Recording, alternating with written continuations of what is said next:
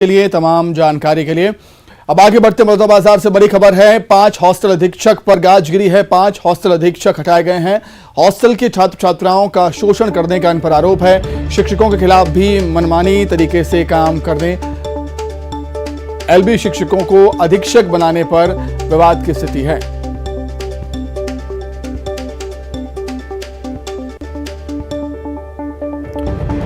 बलौदाबाजार से इस वक्त की बड़ी खबर। 5 हॉस्टल अधीक्षक पर गाज गिरी है। हॉस्टल अधीक्षकों को हटा दिया गया। हॉस्टल के छात्र छात्राओं पर शोषण करने का उन पर आरोप है। शिक्षकों के खिलाफ भी मनमानी तरीके से काम करने, शिक्षकों को अधीक्षक बनाने पर विवाद के हालात। पोस्ट मैट्रिक की जो अधीक्षिका है वो निरस्त हो चुकी है, तो कानून के हिसाब से वो निरस्त 5 साल रहती है।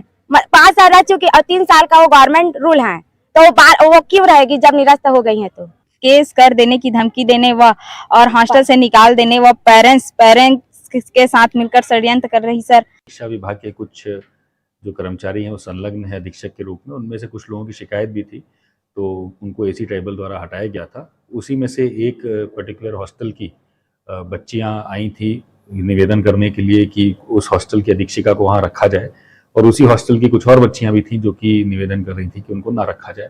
तो आज दोनों पक्षों से मेरी मुलाकात हुई, दोनों से विस्तृत चर्चा हुई। जो हॉस्टल अधीक्षिका हैं उनसे भी बात हुई, और निश्चित रूप से अभी आने वाले समय में जो भी नियमानुसार जो बेहतर निर्णय होगा हॉस्टल की बेहतर व्यवस्था।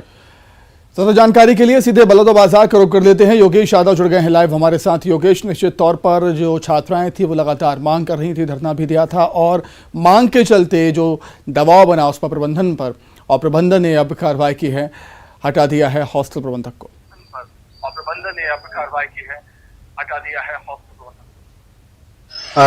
जी सुमित, आपको बता दूं कि प्रशासन ने एक आदेश जारी किया जिसमें से 5 अधीक्षकों को हटा दिया गया था। हटाने के बाद बवाल समझ गया, क्योंकि जो छात्राएं थी वो अपनी अधीक्षिका को रखने वाली थी, और उन्हीं हॉस्टल के जो छात्र थे वो थे जो अधीक्षक थे उनको हटाने को लेकर थे। तो दोनों पक्षों जो दोनों छात्र थे, दोनों पक्ष थे, वे आज कलेक्टर ऑफिस पहुंचे हुए थे। कलेक्टर ऑफिस में जमकर हंगामा हुआ। आपको बता दें कि सुमित, जब आदेश जारी किया सहायक आयुक्त ने आदिवासी विभाग के, उनमें बलौदाबाजार के बालक छात्रावास थे, और लवन का था, और फिर बलौदाबाजार का था सिमगा, और फिर सिमगा के मैट्रिक आदिवासी विभाग का था। आपको बता दें कि सुमित, बलौदाबाजार के पोस्ट मैट्रिक अनुसूचित जाति कन्या छात्रावास की जो छात्राएं थी, वे जो अधीक्षिका थी यहाँ पर राजेश्वरी पुरेना, उनको लेकर यहाँ पर पहुंचे हुए थे कि राजेश्वरी पुरेना को वहाँ पर हटा दिया गया था, क्योंकि कुछ छात्रों